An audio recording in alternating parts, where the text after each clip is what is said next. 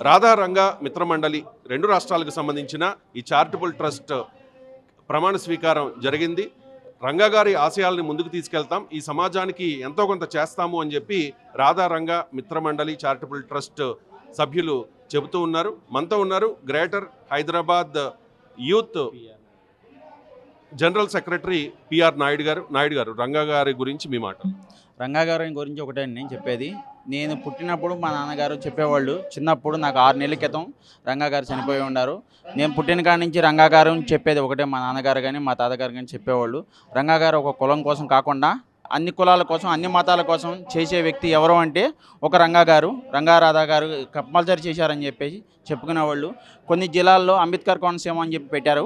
మేము కోరుకునేది ఒకటే, కృష్ణా జిల్లాకి రంగా గారి పేరు పెట్టాలని చెప్పేసి, ఆ రంగా గారి పేరు పెట్టే వారికి ప్రతి పార్టీకి మేము కంపల్సరీ సవాల్ చేస్తూ మేము నిరాకరించడానికి కాలపాలెం బుజ్జన్న చెప్పినట్టుగా ఆయన పిలుపుకి ఖచ్చితంగా మేము యూత్ మతం కలిపి వచ్చి ఆంధ్ర అంటే ఆంధ్రాలో, తెలంగాణ అంటే తెలంగాణలో మేము ధర్నా చేస్తానికి మేము సిద్ధంగా ఉన్నాము.